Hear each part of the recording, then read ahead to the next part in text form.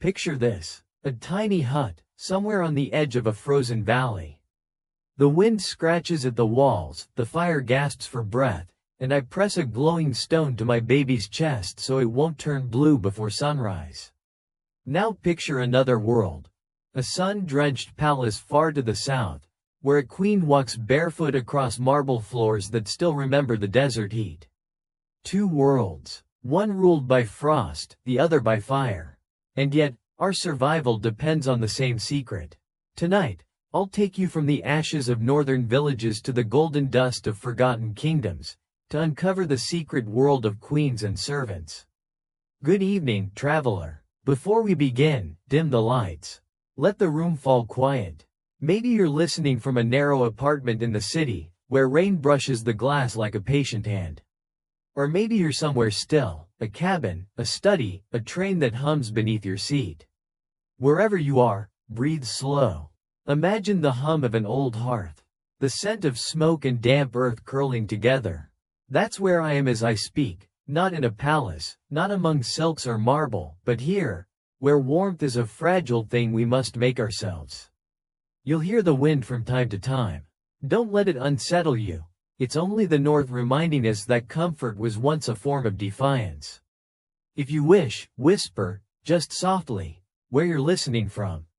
It's a small ritual I like. A way to remind myself that somewhere out there, across centuries and miles, warmth still connects us. Because that's where our story begins, in the quiet between breaths, in a place where warmth meant life and silence meant death. They said our fires once sang in the night. Not in words, not in music, but in a low trembling hum that could travel through the bones of a sleeping child. The elders called it the breath of Elandra, the goddess who first taught us how to feed the flame without burning our fingers. When I was small, I thought the sound was only the wind slipping through the gaps in the roofs. But later, when I found the old clay tablets buried under frost and ash, I realized they were right. The fires did sing. Before the frost took dominion, before kings claimed the rivers and priests claimed the stars, there was only the valley of Valmir and the people who lived as if time were a circle instead of a line. Our world was small enough to walk across in a day and vast enough to spend a lifetime understanding. In the mornings, smoke rose from hundreds of thatched huts, thin blue lines weaving through the air like threads in a single cloth. Children ran barefoot across frozen mud, their laughter sharp as birdsong. The women, my ancestors, sang while stirring their iron pots, voices so even they could keep the rhythm of the day by ear. The men carved tools from horn and stone, cutting new teeth for old plows, patching sleds before the next storm. It was not a world of heroes. It was a world of work. We had no written words then, only stories painted on bark or carved into doorframes. Every symbol was a prayer disguised as a picture. The circle for warmth, the downward arrow for hunger, the spiral for the turning of the year. My grandmother told me that each mark was a promise made to the next generation, proof that they had endured another winter, that the frost had not yet swallowed their names. I still see their marks sometimes, half buried in the ruins when the thaw comes. The spiral is always the clearest. It seems to glow faintly when the morning sun hits the ice. Our lives revolved around the river Kareth. It wasn't wide or deep, but it never froze completely, even in the blackest months. The people said Elandra's tears kept it flowing, that she wept for those who died in the cold, and her sorrow warmed the current. We believed her tears tasted faintly of salt, though the sea was 1,000 miles away. Every year, when the first frost painted the grass silver, the villagers would gather at the riverbank to thank her. They'd drop small gifts into the water. Bits of woven cloth, carved wooden hands, the first embers of the new season's fire wrapped in clay. Then they'd watch until the offerings disappeared beneath the current, carried south to the lands we only knew from rumor. The warm kingdoms, the cities of stone, the people who lived without fear of freezing. Back then, our fear was simple. You could smell it in the air, the dread of the long dark. But it was not despair. It was respect. The frost was not our enemy, it was a guest that stayed too long. The people of Valmir measured their lives by the breath of seasons. Spring was short and merciful, summer brief and fierce, autumn a slow surrender. Winter was the truest teacher. It made philosophers of farmers and saints of shepherds. In that endless cold, even cruelty softened. You could not afford to hate when you needed every hand to keep the fire alive. We had no kings, only elders chosen by memory. A person became wise not by power, but by how many winters they could recount without forgetting the faces of the lost. My ancestor Elda, who lived 8 generations before me, was one of these memory keepers.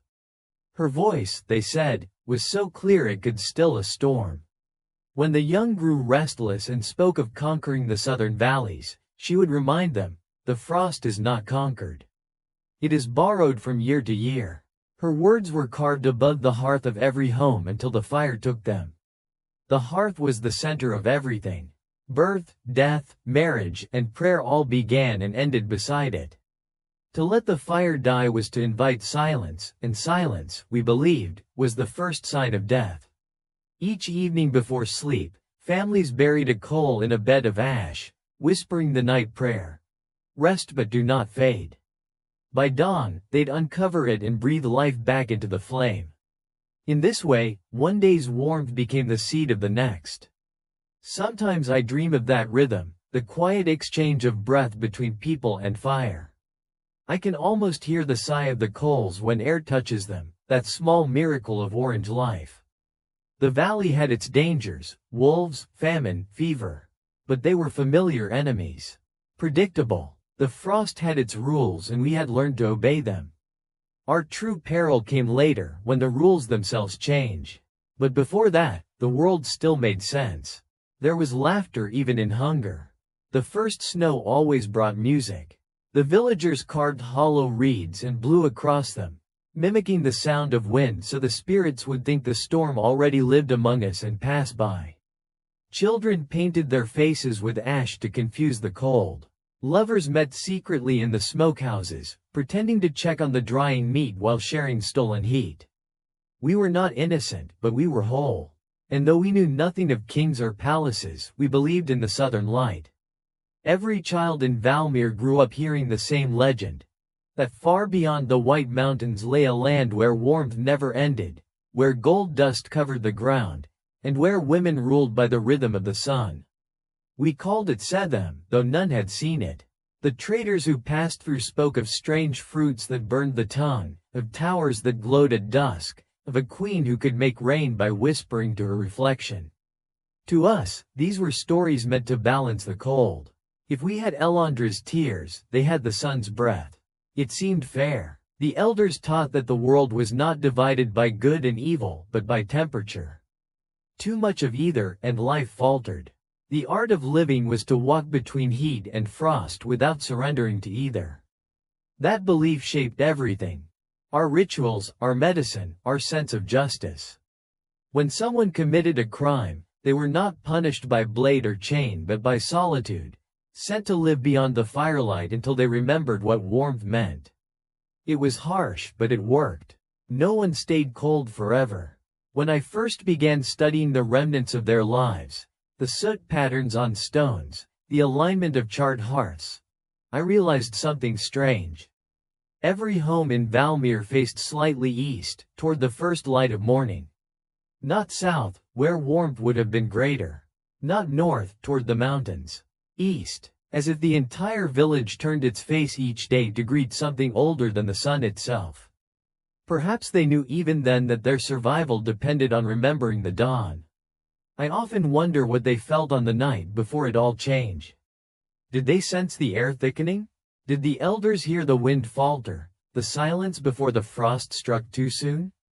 Or did they sleep peacefully, believing, as every generation does, that the world would wake the same as yesterday? When I touch the cracked stones of the old hearths, I swear I can still feel the pulse of that last season, the faint warmth of a civilization that lived by the grace of flame. They had no word for extinction, only forgetting, and perhaps that is the truest definition of death. Not the absence of breath, but the loss of memory. So I remember for them. I remember the way smoke stitched the sky into ribbons.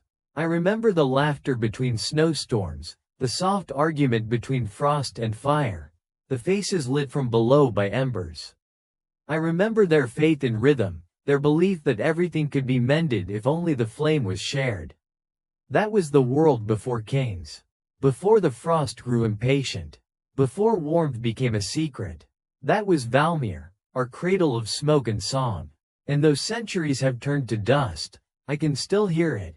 The faint hum beneath the ice, the ghost of our first fire, waiting to be remembered. They said the wind learned new words that year. Not the gentle syllables it used to carve across our roofs, but a harsher grammar that scraped the valley raw. Long before anyone named the disaster, the animals knew. The goats cropped the last yellow threads of grass and would not climb. The crows gathered on the boundary stones and stared, unblinking, toward the north as if watching a door we could not see. Children woke from ordinary dreams and could not stop shivering, even in their mother's arms. These are the small notices history never writes down, the quiet amendments before the law changes. I have walked the fields where our barley once stood. In the right light, you can still see the harvest lines, ghost furrows pressed into the earth like memory's fingerprints. The stalks should have ripened 2 weeks more, but the cold arrived early, a pale breath that frosted kernels hard as glass. The first frost always came with iron courtesy, tapping at the edges, begging permission. That year it crossed the threshold without knocking. Smoke told the tale better than any elder. On good mornings the valley wore 100 thin braids of blue, each one rising from a hearth and twining into the sky. We knew one another's wellness by those braids. A missing plume sent neighbors to knock. But the week the river's song thinned, smoke began to change. It climbed a little, hesitated, and fell like tired cloth. People said the wood was damp. They said they would gather drier logs after noon. They said a great many things, the way the living do when truth sits down among them and refuses to be recognized. The river Kerith, our patient companion, took on a glassy stare. Ice bloomed first along the stones where the water wrinkled, clear petals that seemed harmless, even pretty. The fishwives shrugged and broke them with their poles. But the bloom spread. At twilight it sealed the lazy pools, by dawn it stitched the shallows, by the third morning it sealed a slow-moving bend where children loved to throw pebbles and count the ripples. They threw and got no answer. The elders met. They always met when the seasons misbehaved, not to command the weather but to command themselves. Elda, our ancient memory keeper, had gone to smoke 2 winters earlier. But her daughter, Sarat, wore the spiral amulet and spoke with the kind of careful boldness that makes people listen. She said the cold was not an enemy but a messenger, and messengers should be answered with order. So she adjusted the rationing table, counted the sacks of pulse and dried meat, reassigned the young to haul wood, reassigned the old to teach calm. What is calm but a woven thing? It frays first where hands are roughest. The thatchers muttered that the frost meant ill will from the high pastures. The drovers blamed the miller blamed the river offered no defense. Still, days passed, and order held. Fires needed more coaxing, ovens complained, sleep grew lighter. When people dreamed now, they dreamed of cracking. I have read the ash ledgers we kept during the hungry years. Thin tablets scored with marks to track whose hearth had borrowed coal from whom. The early pages look like lattice, neat, crisscrossed favors, warmth moving gently between houses as always. Then the lines turn jagged. Names repeat, symbols crowd. The spiral that meant, the turning of the year, appears in margins beside a new tiny mark no one had used before. A crooked star, drawn when a hearth went out entirely. The first star belonged to the potter, Darren. He was a generous man, and generosity is a poor shelter in sudden storms. He'd given extra warmth to a family with a newborn, rightly, goodly, and trusted his kiln's heat to carry him through the night.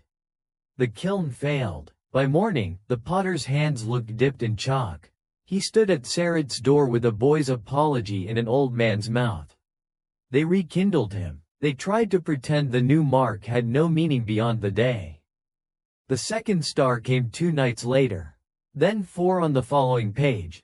Then 9 more cramped together in the ledger's brittle corner. Smoke did not braid anymore. It staggered, and in the workshops, the little sanctuaries where skill kept winter at bay, things began to forget how to become themselves. Clay lost its memory of shape. Bread lost its memory of rise. Even the iron in the smith's forge seemed to recall a colder ore-bound life and resist the hammer's persuasion. It is strange how quickly prayer changes its address. People stopped speaking to the frost and started speaking past it. They asked Elandra, goddess of warmth, to take pity. They promised to carry coals more faithfully. They promised to share without counting. At night they pressed warm stones to infants' chests and sang the old songs with lips so dry the vowels cracked. You could hear the valley breathing, shallow, measured, as if hoping the cold would not notice. I am told there was beauty, too. Even terror wears a kind of ceremony. The moon shone on the ice with a saint's indifferent clarity. The snow made an honest ledger of footsteps, every kindness, every theft recorded in white. Children, forbidden to play far from doors, learned to make theaters in the shapes their breath left on window ice. Lovers sat back to back and passed a single cup of nettle tea forward, then back, so neither would have to remove their hands from the other's spine. On the 7th night of the new frost, the sky turned the color of iron water. Winds from the high pass came carrying the bitter powder we called mountain flower, a dry sting that sneaks beneath doorframes and settles on tongues. The old said that kind of wind arrived only after midwinter, never so early. The old fell silent. The dogs would not bark. Somewhere up valley, a pine cracked with the gunshot sound trees make when their water freezes too quickly. That evening Sarah ordered the great burying. Every home was to hide 2 coals instead of 1. Not for themselves but for the house named after them on a lot-drawn list. Warmth was to move even when people could not.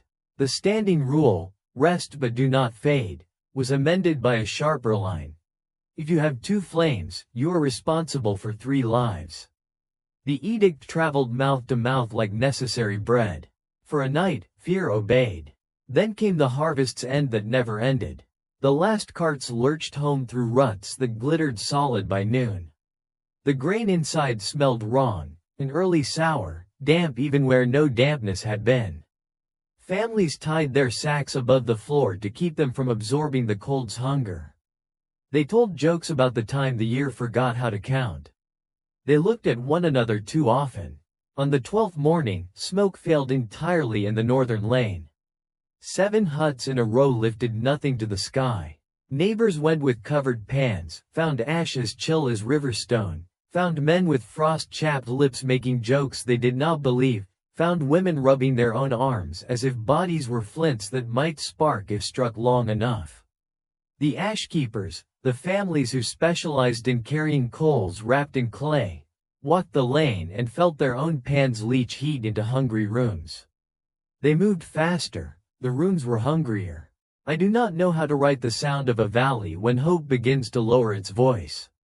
The best I can do is tell you how people started to stand closer without noticing. How they spoke with their faces tilted to catch one another's breath. How the ground acquired a faint litany of dropped things, a spoon, a mitten, a single seed, that no one stooped to claim because stooping spent heat. That afternoon, with dusk limping early down the hill, the first hearth went dark in the southern row. The cook, Madra, had been famous for keeping soup a heartbeat from boiling through any winter. She slapped the side of her pot as if coaxing a stubborn mule. The soup mirrored her palm with a dull skin. That slap echoed. One of those human noises that carries secret meanings, and doors opened up and down the row. People watched from thresholds. No one crossed the packed snow between. They were saving steps. Saving steps is how you begin to lose a town. Night fell with a dry hiss. Sarah called the bell 3 times and no more. Metal killed warmth worse than water did. The elders gathered at the communal hall, where the great hearth should have made a lake of light. It made a puddle. They made plans like weavings, tugging the warp of rationing through the weft of mercy. A girl arrived as they argued, hair stiff with frost, eyes waterless, and whispered into Sarah's sleeve that her baby brother's lips had turned a color no one had a name for. The elders ran out into the cold like forgetful children. In later tellings, the moment that followed arrives like a myth, too clean, too bright to have been born from real fear. But I have weighed the tablets and sat with the last eyewitness, a woman who lived to see 3 summers after that winter and no more. She swore the truth is smaller and heavier than myth. A presence that did not announce itself. A figure already there when you realized you were not alone. He stood at the longhouse threshold, where the draft makes a serpent of smoke.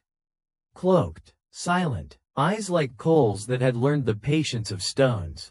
Some said snow did not settle on his shoulders. Others said it did, and melted as they watched. He didn't stamp his boots. He did not breed clouds. He carried in one gloved hand a small leather pouch that looked too thin to be useful. No one in Valmir had room for strangers that week, not even the polite kind. But desperation summons manners like hunger summons the memory of recipes. Sarah stepped forward with her palms open, no priestly gesture, only the village habit of showing you carried no blade, and asked him whether he needed warmth or could share it. She meant it as a test. He took it as permission.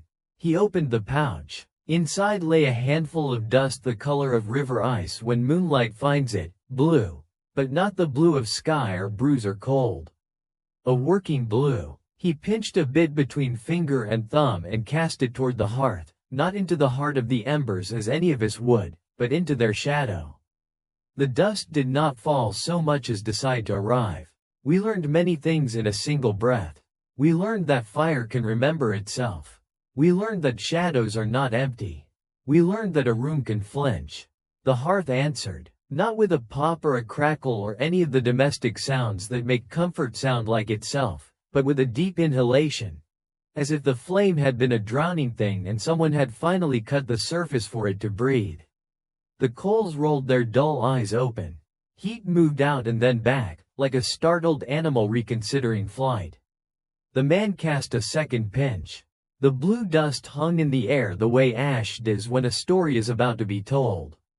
This time the flame rose, not high, not showy, but with a stubbornness I have seen in midwives and muleteers. Light rubbed itself along the rafters. The hall smelled suddenly of peat and old summers. People began to cry without knowing it.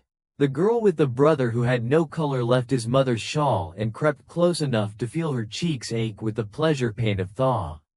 Someone whispered Elandra. Someone whispered witch. Sarah said nothing. She watched the man's hands. She watched the places he chose, the corners where cold makes dens. She watched how little of the dust he used and how much difference it made.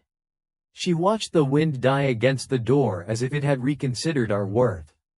By then, word had run like bare feet through snow. Families came carrying bowls, pans, anything that could cradle coals, anything that could be convinced to act like a womb. The stranger did not bless them. He did not teach. He moved along the line of vessels and, when a particular pot or lid pleased him, he tipped a breath's worth of blue into it. He never touched the children, yet each child leaned toward him as seedlings lean toward a remembered son. He left before dawn. Of course he did. Dawn is the hour when gifts look like mistakes and the unexplainable asks to be renamed. He stepped out through the threshold serpent of smoke and into the white that waited as if it had not been watching. He left no footprints that anyone could keep, though old Emma swore she saw the snow soften where he passed, as if frost itself had been made to hesitate. We did not follow. We did what the living always do when a miracle bolts through the room like a frightened deer. We pretended we had expected it, and then we set about making rules for its keeping.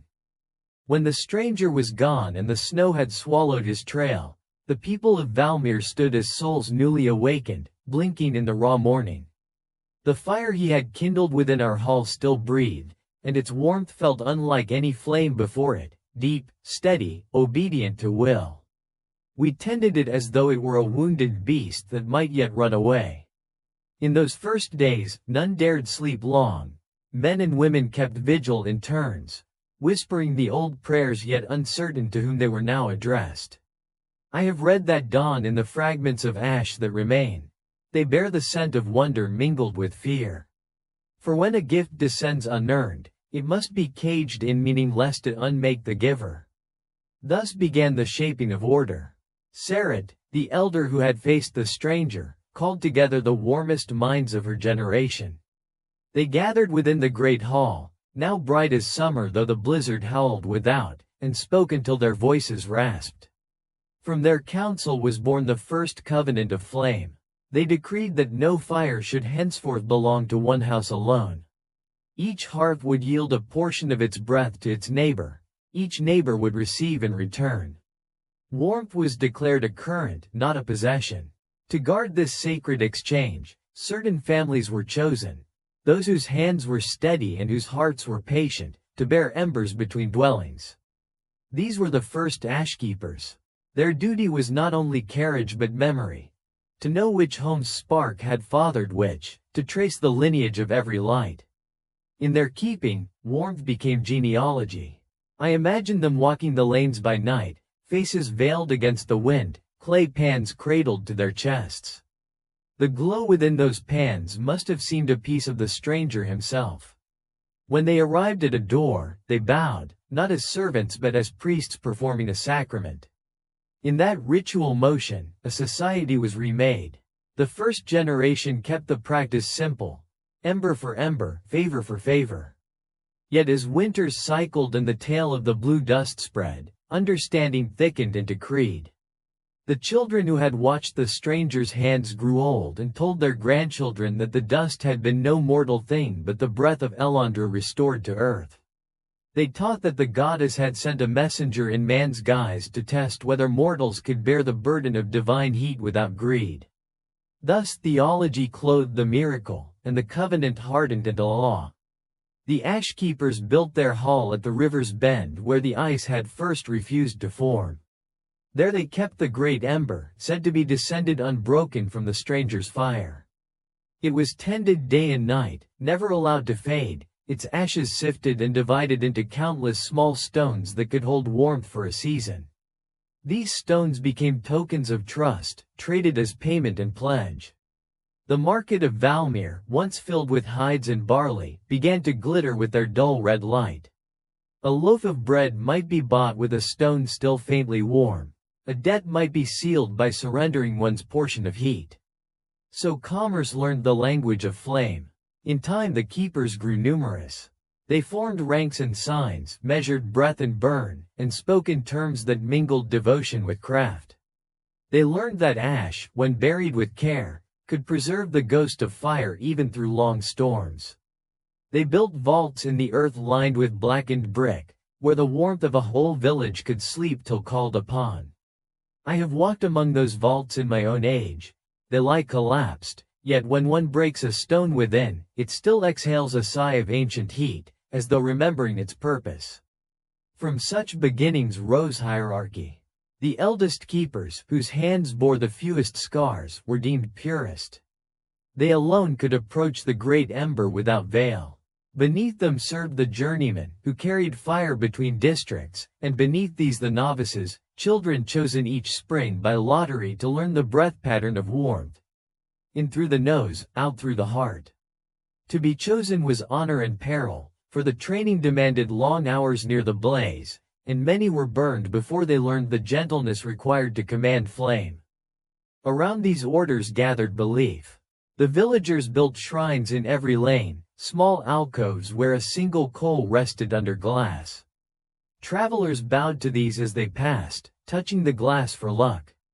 The act left smudges of soot shaped like fingerprints, black constellations of faith scattered through the town. Even death was rewritten. When one died, a keeper knelt by the body and placed a cooled stone upon the chest, whispering that the spirit's warmth might find its way home. Graves glowed faintly for nights afterward, until rain washed the last ember into the soil. Generations rolled. The covenant prospered and, as all prosperities do, began to calcify. Where once warmth had moved freely, now permits and seals were required. Each household owed a tithe of coal to the keeper's hall, and those who withheld were named chillborn, outcasts condemned to sleep without fire until forgiveness thawed. Children feared the chillborn tales more than wolves. Parents invoked them to enforce obedience. Thus mercy gave birth to discipline, and the breath of Elondra grew administrative. Trade widened. Merchants from southern valleys came seeking the famed warm stones. They carried them away in packs, selling them in lands where the sun ruled harshly and nights were starved of comfort. Gold returned to Valmir in exchange, and with gold came envy. Families not born to the keeper line petitioned for shares in the market. Denied, they began to mimic the rituals in secret, burning impure powders and claiming blessings. The first heresies flared like sparks upon dry straw. The elders answered with decrees and inspections, until even belief itself required license. Yet amid the thickening of rule, the old compassion still glimmered. Every year, on the longest night, the keepers opened their hall to all. They would carry the great ember through the streets upon a bronze dish, its glow licking the falling snow, while people knelt and warmed their hands upon the air. It was said that the ember sang softly then, a tone between sigh and memory. I sometimes think it was the last time the valley truly breathed as one body. As centuries folded upon centuries, the system expanded beyond its cradle. Valmir's daughters married into distant towns, taking the custom of shared flame with them. What began as covenant became culture, and culture grew into empire. In the south, where the air itself shimmered with heat, the practice was adapted in reverse. They learned to cool rather than to warm, to bury water jars in shadowed pits and speak blessings over wind. Thus was born the dual faith, frost-born and sun-born, each claiming descent from the same blue dust. And from that division would arise both greatness and ruin. I look back upon those first ash-keepers with sorrow and admiration. They did not seek power, yet power sought them. They wished only to preserve the miracle, but preservation is merely conquest slowed to ceremony. What they built endured far longer than any single fire, it shaped thought itself. Even now, in lands where winter is a story and the frost a myth, people still speak of warmth as though it were a moral quality. They say a kind heart is one that burns gently. They do not know they are repeating the lessons of Valmir. Sometimes, when I walk among the ruins at dusk, the ground releases faint threads of steam where old hearths once stood. I kneel, place my palm upon the stone, and feel the echo of those ancient trades, the murmur of commerce, the rustle of devotion, the measured breaths of the keepers counting their coals. All systems, I have learned, begin with gratitude and end with ownership. The miracle becomes a ledger, the prayer becomes a policy. Yet beneath the soot, the first intention still lives, waiting for someone to remember that warmth was never meant to be hoarded. Thus ended the first age of our valley, the age when flame became faith, and faith became rule. And though time has scattered both, I can still sense their pattern, like embers beneath ash, dull yet living, whispering that every system begins as love misunderstood. They say a single spark may outlive the hand that kindled it. Thus it was with Mira, daughter of Sarat, born beneath the waning light of the Covenant's first century. The snow that year fell so softly that people mistook it for blessing. Mira's cry, when it came, was fierce enough to rattle the copper pans above the hearth. The midwife laughed and said the child had lungs made of flame. In later years the same would be said of her temper, her mercy, and her strange gift for coaxing warmth from dying coals. I, who have studied her name scratched upon the old tablets, think she carried in her blood the last pure echo of the stranger's fire. From youth she was restless among the keepers. The hall had grown solemn, its prayers weighed down with rule and tithe. Mira loved the work but hated the ceremony. When others chanted invocations before the great ember, she knelt in silence, listening instead to the soft breathing of the flame itself. She said it spoke in pulses, a rhythm older than speech, and that if one breathed in time with it the world would answer. The elders smiled at her simplicity, calling it piety. They did not see how closely curiosity and devotion walk. In the valley's 5th month of thaw she began tending the sick. Warmth, she said, was not only for the living well but for the failing. She pressed heated stones to the chests of fevered children, guided her breath into theirs, and watched the frost of death withdraw from their lips. Her fame spread quietly, a rumor first whispered by mothers, then by the merchants who came to barter for firestones. They called her the hearth daughter, and some swore that when she passed through the market, candles straightened their flames as if greeting kin. The keepers at first praised her. Every miracle strengthens a temple's name, but power is a jealous custodian. When folk began seeking her counsel rather than the eldest keepers, unease took root. They summoned her before the ember to explain her methods. Mira spoke plainly. That heat was a gift to all, and that one could heal by sharing it freely, not by measure or decree. The chamber grew still. Such words struck at the foundation of their order, yet they were delivered with a gentleness that forbade anger. The eldest dismissed her without punishment, hoping silence would dull her flame. Silence never does. That winter the frost came early again. Houses cracked. The great ember's glow waned for the first time in memory.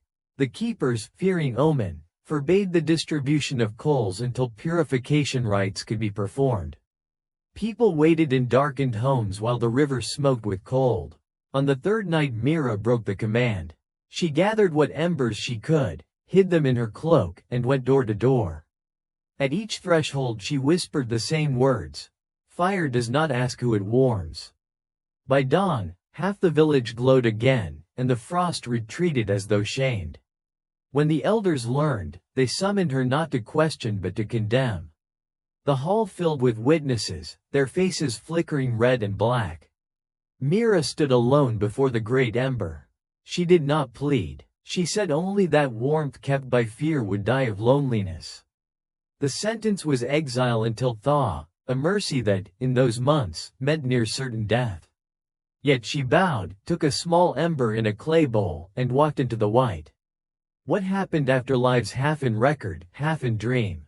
Some claimed she built a shelter in the eastern woods, that animals gathered round her at night as if drawn by some remembered sprain. Others said she wandered the high ridges, speaking with the wind itself. In truth, no one saw her until the thaw, when shepherd boys found her hut smoldering in the meltwater hollow. The roof had fallen, the walls were black glass. In the ashes they found the bowl unbroken, the ember within still red, and beside it a newborn child wrapped in Myra's cloak. She had kept the flame alive for another. The village took the child in and named her Liana, the bound one, for she was tied by birth to 2 worlds, the living and the ash.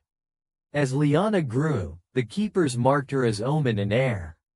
They hoped to mold her into obedience, but she bore her mother's quiet defiance. She learned the old rites quickly, then questioned them faster. If flame is alive, she asked once, why do we cage it? No one answered. At night she would sneak to the river, tracing spirals in the mud, murmuring to the water as if speaking to a twin. The older she grew, the more she felt the valley shrinking around her. The great ember's light seemed heavy now, its warmth thick with duty.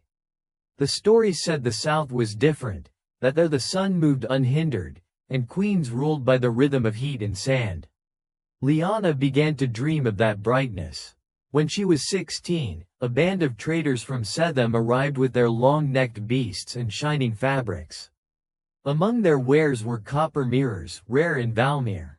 Liana looked into one and saw her mother's eyes, storm gray, unflinching. Something in her heart cracked like thawing ice. That night she left, slipping through the sleeping lanes with a single warm stone in her palm. By morning, the trail of her footprints had melted clean away. The records grow sparse after that. The keepers noted her departure with the phrase "returned to the journey," the polite term for loss. Yet tales followed. A healer seen in the southern passes, a northern girl who could calm fever by touch. In the markets of Setham she was said to move among servants, learning tongues and herbs, her hands smelling faintly of smoke. I have seen fragments of letters written in the slanted script of that empire, praising a foreign woman who tamed the air with breath. Whether this was Liana or legend, no scholar can swear. Still, I believe she lived. For a generation later, inscriptions appear in the southern archives bearing a symbol unknown before: the spiral of Valmir, carved beside the sign of the sun. In that union of marks lies proof enough. The north had touched the south, frost had met flame, and out of their meeting rose a new creed. That power lies not in the keeping of warmth but in its exchange. Myra's story did not end with her ashes, nor Liana's with her flight.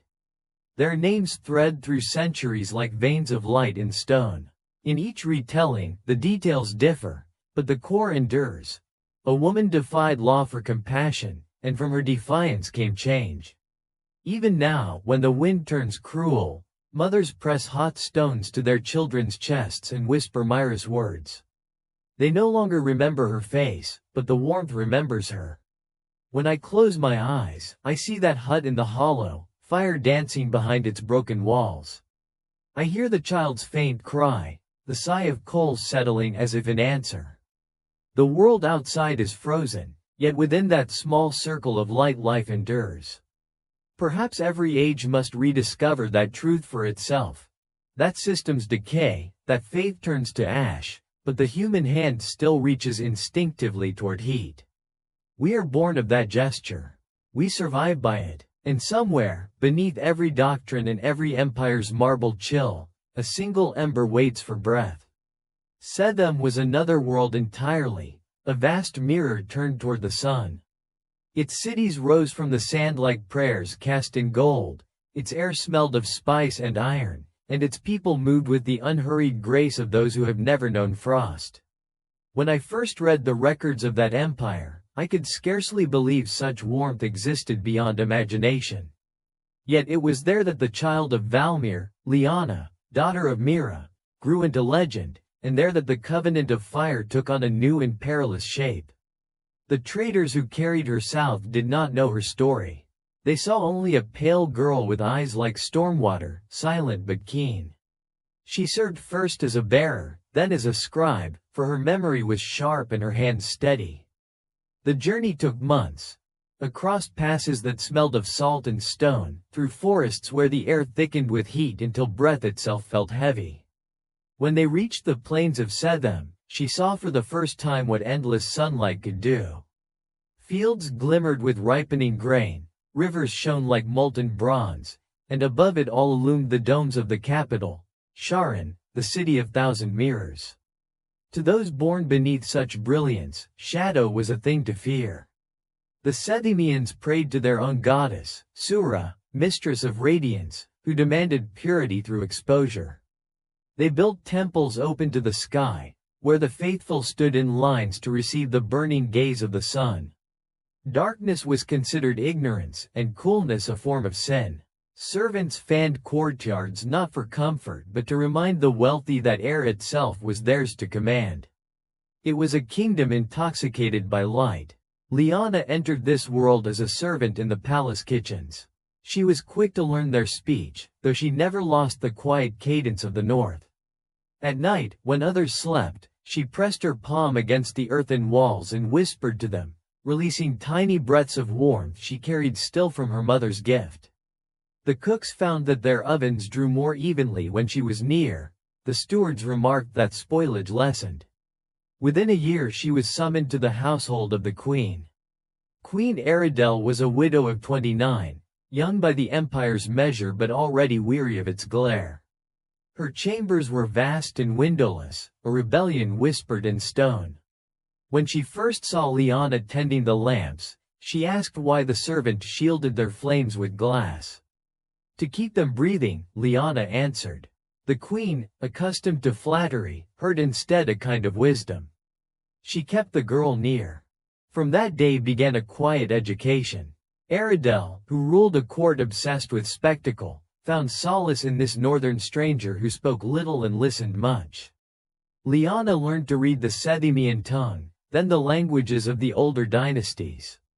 She spent long hours in the royal library, tracing her finger along scrolls so ancient that the ink bled into her skin.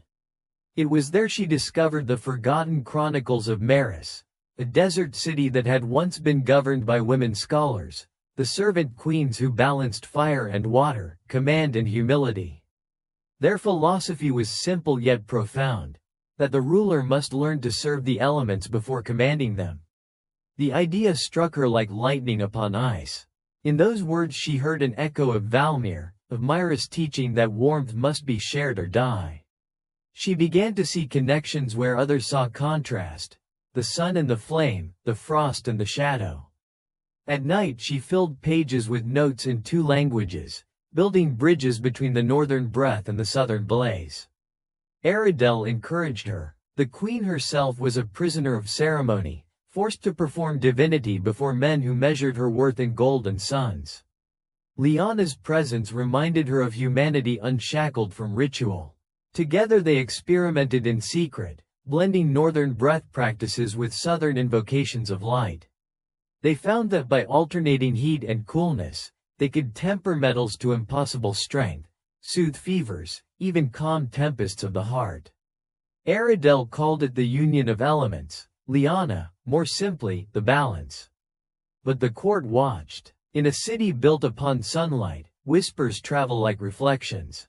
The high priests of Sura grew uneasy at the queen's new devotion to a nameless art. They called it heresy to cool the body deliberately, to breathe as though heat were not holy. Aradel ignored them at first, wrapping herself in new understanding, finding in Liana's counsel the courage she had never found in crowns. Yet every miracle births envy. The ministers murmured that the queen was bewitched by a foreign girl whose eyes carried winter within them. Meanwhile, the union spread quietly among servants. Liana taught them to balance flame and water in the kitchens, to temper food as one tempers steel. The dishes grew gentler, the air less oppressive. Even the palace gardens began to change. They planted silver-leafed trees from the north that thrived in shade. The people called this the cool season, and though it lasted only months, none who lived through it forgot its peace. Then came the drought. For 7 weeks no rain fell. The priests declared it punishment for the queen's defiance. They demanded sacrifices, but Aradel refused. She ordered Liana to the royal terrace, where they performed the ancient rite of Maris, alternating bowls of water and fire, breath and stillness. On the 3rd night clouds gathered over the desert, and the first drops fell. To the watchers below it seemed as if the northern servant had summoned the storm. The miracle saved the harvest and doomed its makers. The priests convened the High Council, accusing Liana of sorcery, of resurrecting the forbidden cult of Maris. They claimed she had seduced the queen with whispers of darkness. Aradel stood before them, unafraid, and declared that light without shadow was blindness. Her words echoed through the marble halls, shaking the very mirrors that lined them. Yet power fears balance more than rebellion. Liana was taken from the palace that night. Some said she went willingly, others that she vanished as smoke does when a wind changes. The queen searched every chamber, every street, until the priests forbade her from speaking the girl's name. Aradel withdrew from court life soon after, ruling only through decrees sent from her shadowed rooms. Those who glimpsed her in later years swore she carried a small stone pendant that glowed faintly when touched. As for Liana, her story fractured into myth. Sailors told of a woman who walked the dunes barefoot, leaving green shoots where her steps fell. Monks in the northern passes spoke of a wanderer who carried a bowl of living embers that never cooled. In Sedhem itself, a new sect arose, devotees of the balance, who prayed not to the sun but to the meeting of elements. They drew a spiral surrounded by rays and called it the sign of the joined breath. The priests burned their texts, but symbols have longer memories than kings. Centuries later, when archaeologists uncovered the lower vaults of Sharon, they found a chamber sealed with glass instead of stone. Within lay hundreds of tiny lamps arranged in a spiral. The oil in them had long dried, yet when air touched their wicks, a faint warmth stirred, as if some remnant of that first shared breath still lingered, waiting to be named again. Thus the tale of Valmir's fire reached its farthest horizon. The frost-born covenant that began in a hut of ash-crossed mountains, seas, and empires to become philosophy, faith, and finally myth. What had been survival became wisdom. What had been woman became archetype. In every culture touched by its echo, the same lesson whispered beneath different tongues. That power lives not in domination, but in the quiet exchange between opposites. When I walk beneath the southern sun and feel its mercy too fierce, I think of her, of Liana standing at the terrace's edge, calling clouds from an empty sky. And when northern winds bite through my coat, I remember that her mother once pressed a glowing stone to an infant's heart and refused despair. Between them, frost and fire learned each other's names. Their stories remind me that civilization itself is only this: a fragile warmth passed hand to hand, tested by every season, yet never entirely extinguished. We keep it as best we can. And somewhere, far beneath the shifting sands of Setham, I imagine the earth still remembers the footsteps of a girl who carried Valmir's last ember into the heart of the sun. The empire of Setham endured for 300 years after the queen's last decree. It glittered outwardly like a coin left too long in sunlight, all brilliance on its face and corrosion beneath. The priests regained their power first, as priests always do when kings grow weary. They forbade the speaking of the balance, striking the word from scrolls and temple stones. Those who practiced the breathing rites of Liana were made to confess under the gaze of burning mirrors. Yet knowledge, once breathed, cannot be unlearned. It lingers in muscle, in rhythm, in the instinct of a hand reaching for another hand. I have walked through the ruins of Sharon and seen the hieroglyphs chiseled shallowly where deeper marks once lay. The chisels could not erase the spiral, they only blurred its edges. The empire called this the Age of Correction. It was, as all such ages are, a time of fear disguised as piety. The markets still thrummed, the fountains still shone, but beneath the polished stones a faint unease coursed like groundwater. An understanding that the sun had begun to demand more worship than warmth could supply. Queen Aradel died childless. The council of regents that followed her turned rule into ceremony, ceremony into taxation, and taxation into hunger. They built ever higher towers of glass to magnify the sun's rays, claiming the light itself was divine gold. In these towers, noble families stored water that they no longer shared. The city that had once taught balance now learned hoarding. The priests called it prudence. The common people called it shadow. The rivers shrank. Amid this, whispers of Liana's return began to circulate. Sailors claimed to have seen a veiled woman at the edge of the northern desert where Setham's walls cast their last long shade. She carried no possessions, only a bowl of faintly smoking dust. When asked her name, she said, "I am what you have forgotten." Some knelt, others fled. The stories reached the court, and fear found its excuse. The high priest, now old and swollen with privilege, declared that the empire was haunted by the ghost of heresy. He decreed a purge of all symbols of the balance. Every mirror bearing the spiral mark was to be shattered. Every servant known to practice the cooling breath was to be banished. The edict spread faster than fire. For 3 nights the city rang with the breaking of glass. Light scattered in fragments across the sand, turning the streets into a sea of wounded suns. Among those taken was a young scribe named Ares. He had copied the scrolls of Maris for the palace archives, and in secret he had translated them into the tongue of the common folk. When the guards dragged him before the council, he spoke words that history preserved only in fragments. "You fear what keeps you alive."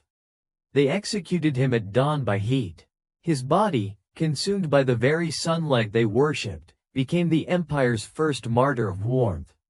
The drought returned the following year, fiercer than before. The towers of glass, meant to concentrate divine favor, instead burned the crops in their fields. Winds from the northern mountains carried fine white ash, Valmir's forgotten breath, back across the sands, dimming the sky. The people saw it as omen, though none knew its source. Priests led processions through choking dust, chanting that sacrifice would restore purity. Families began to burn their own possessions, then their homes, believing smoke would draw mercy. It drew only darkness. In the third month of famine, rebellion flared in the lower districts. It began with the water-bearers, women who had once practiced the gentle alternation of hot and cool. They refused to fill the cisterns of the wealthy while children lay dying in dry streets. Their leader was a servant named Senna, said to be of northern blood. She carried a stone pendant that glowed faintly when the sun fell. Her followers called her Light of the Hollow Flame. Within weeks, half the city had joined her. They stormed the temples, tore down the mirrors, and filled them with sand. When the priests demanded repentance, she answered with the old northern phrase, "Fire does not ask who it warms." The rebellion consumed itself quickly. The empire, though rotting, still held an army. The soldiers marched under banners embroidered with golden rays, believing themselves chosen to cleanse impurity. They slaughtered the rebels, salted the wells, and raised pyres where the cooling rites had been practiced. The smoke that rose from those pyres darkened the sun for a season, and the soldiers thought they had won. In truth, the balance had already shifted beyond return. For when the winds cleared, the glass towers stood shattered. The heat they had magnified turned inward upon the city, cracking stone, melting roofs. Wells boiled, water turned bitter. Sharon burned not with flame but with light. By the year's end, its streets were rivers of glass. The empire's borders shrank to shadows of their former reach, and caravans no longer came. What was once the city of thousand mirrors became a husk of reflections. Yet even ruin carries seed. Survivors fled east into the mountains and north toward the colder lands. They took with them fragments of Liana's teaching, half remembered and mingled with prayer. In their exile they learned to rebuild with humility. They made shelters of stone that breathed both heat and coolness, shaping vents that imitated her balance of elements. They taught their children that warmth without restraint becomes wildfire, and that shadow without light is suffocation. The words changed, the tongue changed, but the rhythm endured. Civilization, though scorched, began again. I have held in my hand a relic from that migration. A clay bowl blackened on one side, pale on the other, discovered in the high passes. When placed before a flame, its dark side absorbs heat while the pale side stays cool. It is a small miracle of memory, fashioned by those who fled but did not forget. Even the shape of the bowl recalls the valley's first hearths, as though history itself were circling home. Some say the stranger who brought the blue dust returned once more in that age of ash. Others claim he was never a man at all, but the embodied will of equilibrium, stepping through centuries whenever one side of creation grows too heavy. The chronicler in me hesitates at such tales, yet the wind of the desert carries a sound that resembles breath, and I cannot wholly disbelieve. In the end, Sedhem collapsed not from war or plague but from imbalance. Its people had turned the gift of warmth into a weapon of hierarchy, just as Valmir once turned faith into law. The frost of greed can bite as deep as winter itself. When the last survivors looked back from the northern ridges, they saw only a field of light so bright it resembled snow. Thus the empire that worshipped the sun froze to death in its own brilliance. I often think of Liana in those final days, whether she lived to witness the fall, or had long since become dust upon the wind. Perhaps she watched unseen as Sedhem devoured itself, her eyes reflecting both pity and comprehension. Perhaps she understood that no flame, however sacred, can endure without its shadow. If so, she would have wept not for the city, but for the repeating pattern of the human heart. For every age builds its temples from the same twin fears, the fear of cold and the fear of dark. And every age forgets that warmth and light are not possessions, but relationships, delicate, mortal, constantly negotiated. When either side is denied, collapse is not punishment, it is return.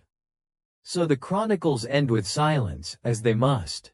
The sands of Sedhem drift over marble and memory alike, muffling the echoes of rebellion and prayer. But sometimes, at dusk, when the heat leaves the ground and the stars begin to breathe, travelers swear they see a faint glow beneath the dunes. A spiral of dull red embers, pulsing like a heartbeat under glass. They say it is the last remainder of the balance, waiting patiently for the next world to remember how to share its warmth. Centuries passed as they always do, slowly at first and then all at once.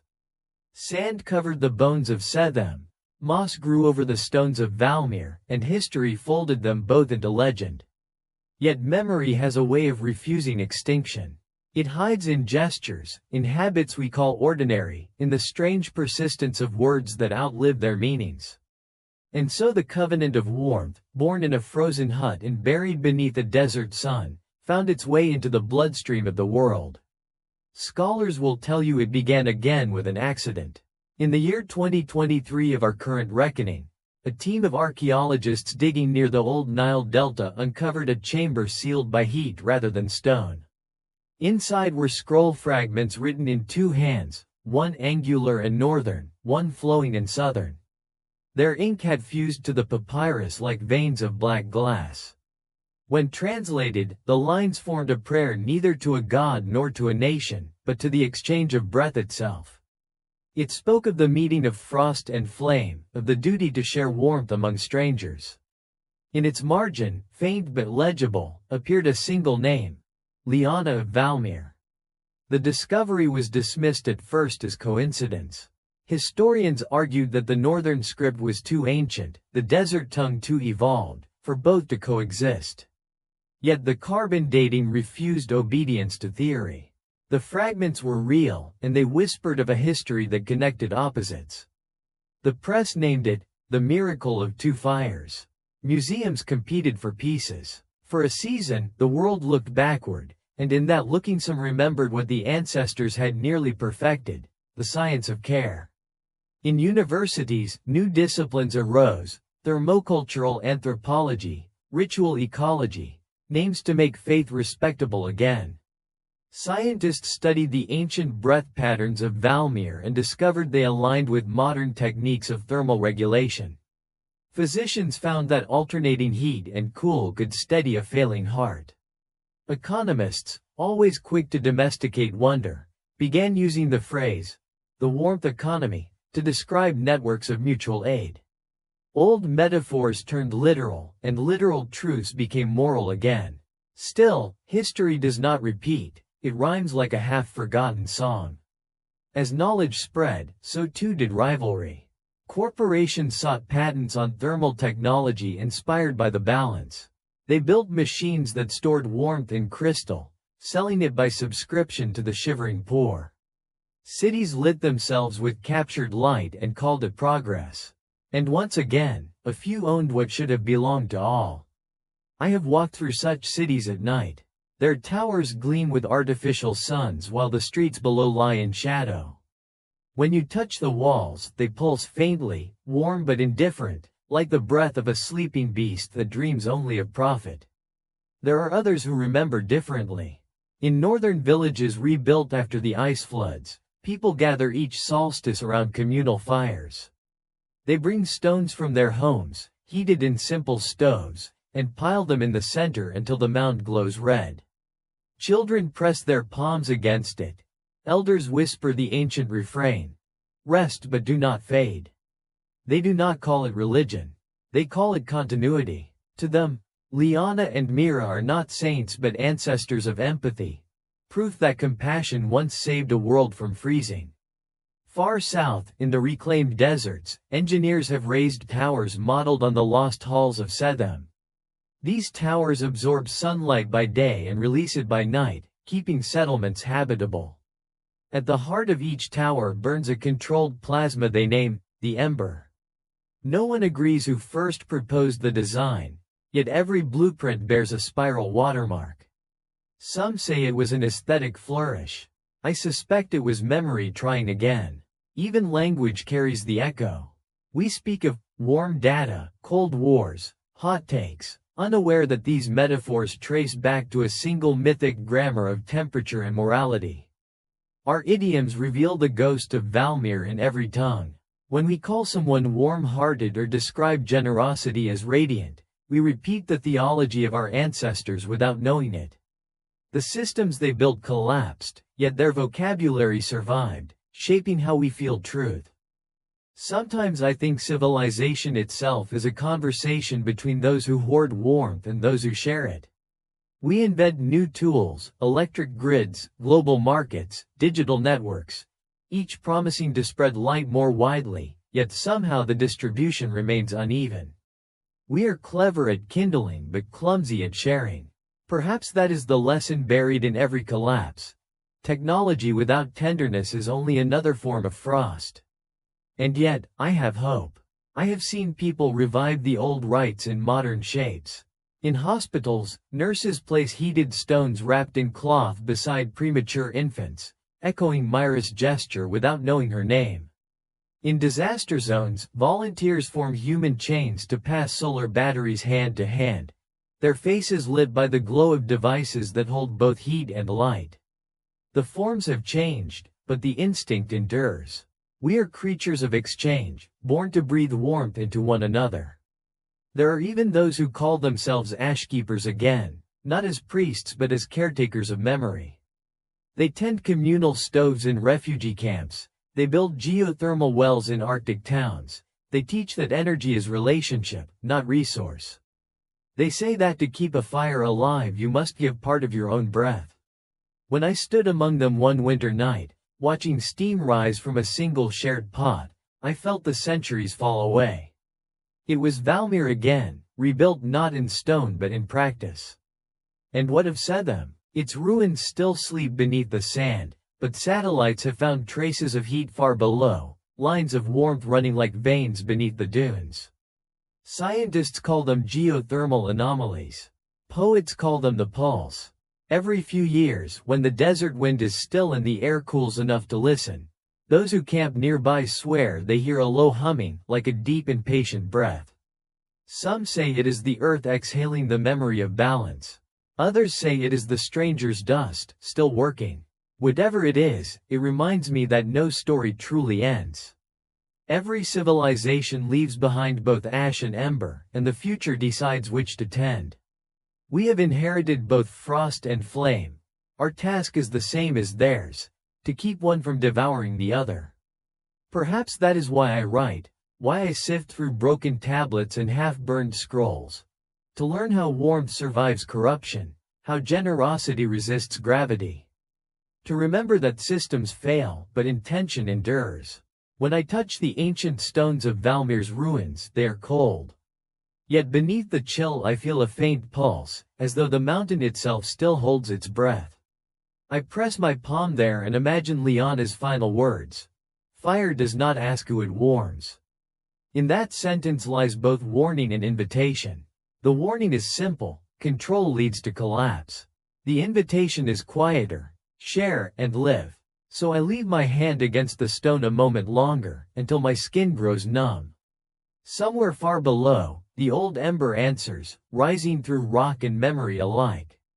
And for that brief instant, I believe that the warmth of a single touch might still change the world. Night has fallen as I write this. The lamps hum softly, electric imitations of the ancient hearth. Outside my window the city glitters, each apartment a square of fragile warmth stacked against the dark.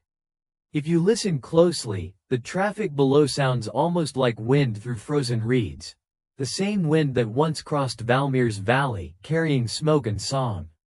History is never as distant as we think. It sleeps under our fingernails, it whispers in the glow of our devices, it waits to be remembered. I close my eyes and picture the first hut. The woman presses a glowing stone to her child's chest. The fire gasps, catches, endures. Across continents and millennia, another woman walks barefoot across marble that remembers the desert's heat. Between them stretches all that humanity has built, cities, empires, machines, and the endless repetition of the same small prayer. Let this warmth not die. The forms change, the names fade, but the plea remains constant. We are still their descendants, still tending the same uncertain flame. Sometimes, when I visit the museums that house the fragments of Valmir and Setham, I stand before the glass and watch the reflections. The scrolls lie silent, the bowls cracked, the stones dulled by centuries, yet my own image wavers across them like firelight. I think of Liana bending over her books in the Queen's library, of Mira carrying embers from door to door, of unnamed ashkeepers counting breaths so that others might sleep. I think of the stranger with eyes like coal who vanished into snow. Their stories are mine now, as yours are mine, for memory shared becomes present tense. What did they teach us? Not theology, not empire. They taught that survival is a conversation, not a conquest. They showed that warmth is most powerful when it circulates, that hoarded light suffocates its keeper. They warned, though none wished to listen, that balance is not peace but vigilance. And they left behind a choice disguised as a myth, to be fire, frost, or breath between. Each generation answers anew. I sometimes imagine what might come after us. Perhaps our descendants will find the remnants of our own cities, steel bones half buried in sand, and wonder what prayers we spoke. Perhaps they will read our circuits and satellites as we read Valmir's spirals, mistaking technology for faith and faith for technology. Perhaps they will see that we, too, worship light and feared dark, that we built towers to concentrate it, that we forgot the lesson until collapse reminded us. And perhaps, in some ruined library, one will find this chronicle and smile at its earnestness, the way I once smiled at the myths of old. If they do, I hope they will also feel the warmth behind the words. Because that is all any record can be, a vessel for heat. We write to keep breath moving, to turn memory into kindling. The lines on these pages are veins, the ink within them, blood. Even now, as the letters fade on the screen, a faint radiance lingers, the digital ghost of a campfire. Somewhere, you are reading it, and the warmth passes between us unseen. That is enough. That is continuity. Outside, the temperature has dropped. The buildings breathe mist into the night. I think of the ashkeepers and their nightly vow. Rest but do not fade. It was never just a prayer to fire, it was a promise to each other.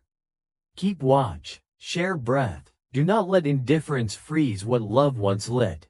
We have no great ember now, no goddess to scold us, only this fragile network of hearts and wires and words. Yet even that, if tended, can burn bright enough to be seen from space. So tonight, as your room grows quiet and your screen begins its slow descent into black, remember her words, Myra's, Liana's, all the women who carried the impossible torch through storm and sand. Fire does not ask who it warms. Let them echo through the circuits and the bones alike. Let them remind you that to be human is to be temporary and generous in the same breath. The wind rises again, rattling the windowpane. It sounds like the crackle of kindling. I imagine it moving over the ruins of Sharon, stirring grains of glass that once were mirrors. Each grain catches starlight for a heartbeat, 1,000 miniature suns trembling on the edge of extinction. Then darkness reclaims them, gentle as a hand closing over flame. I will not call it an ending. The old stories never end, they only shift shape. Somewhere a child is born tonight beside a heater's hum, and a parent watches the blush of warmth return to their skin. Somewhere a scientist perfects a battery that stores sunlight for the poor. Somewhere an elder sits beside a candle, whispering to no one in particular, rest but do not fade. These are the same acts wearing new names. The secret world of queens and servants still turns, invisible but alive, its currency still breath, its law still balance. When you extinguish your light after reading this, do it slowly. Watch the glow shrink to a single point before it dies. That point is history, small, stubborn, waiting. It will return with dawn, disguised as an ordinary morning, asking only that you remember. And if you listen then, very carefully, you may hear beneath the hum of modern life a low, rhythmic murmur, the pulse of every fire that ever was. Keep the lights low, keep the warmth moving, and when cold finds you, as it always does, breathe in through the nose, out through the heart. The old pattern still works. It always has.